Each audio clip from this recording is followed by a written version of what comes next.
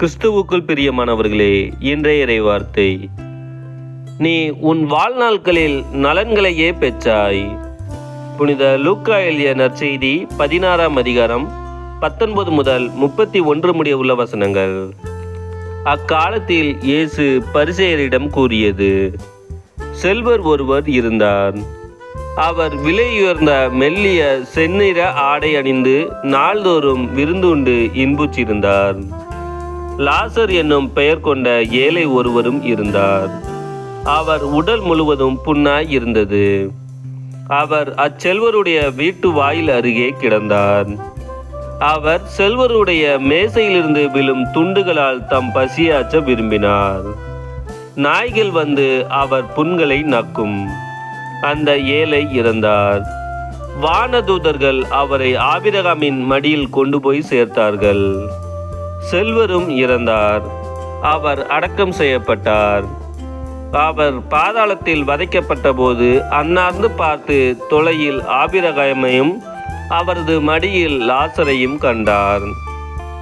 அவர், தந்தை ஆபிரகாமே, எனக்கு இரங்கும். லாசர் தமது விரல் நுனியை தண்ணீரில் நனைத்து எனது நாவை குளிரச் செய்ய அவரை அனுப்பும். ஏனெனில் இந்த தீப்பிழம்பில் நான் மிகுந்த வேதனைப்படுகிறேன் என்று உரக்க கூறினார். அதற்கு ஆபிரகாம், மகனே, நீ உன் வாழ்நாளில் நலன்களையே பெற்றாய். அதே வேளையில் லாசர் இன்னல்களையே அடைந்தார். அதை நினைத்துக்கொள். இப்பொழுது அவர் இங்கே ஆறுதல் பெறுகிறார்.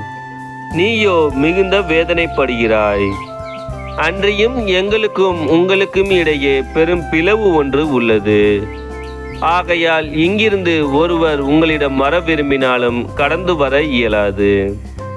அங்கிருந்து நீங்கள் எங்களிடமும் கடந்து வர இயலாது என்றார்.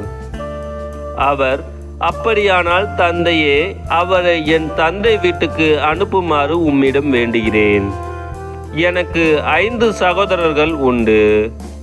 அவர்களும் வேதனை மிகுந்த இந்த இடத்திற்கு வராதவாறு அவர் அவர்களை எச்சரிக்கலாமே என்றார். அதற்கு ஆபிரகாம், மோசேயும் இறைவாக்கினர்களும் அவர்களுக்கு உண்டு. அவர்களுக்கு செவிசாய்க்கட்டும் என்றார். அவர், அப்படியல்ல தந்தை ஆபிரகாமே, இறந்த ஒருவர் அவர்களிடம் போனால் அவர்கள் மனம் மாறுவார்கள் என்றார்.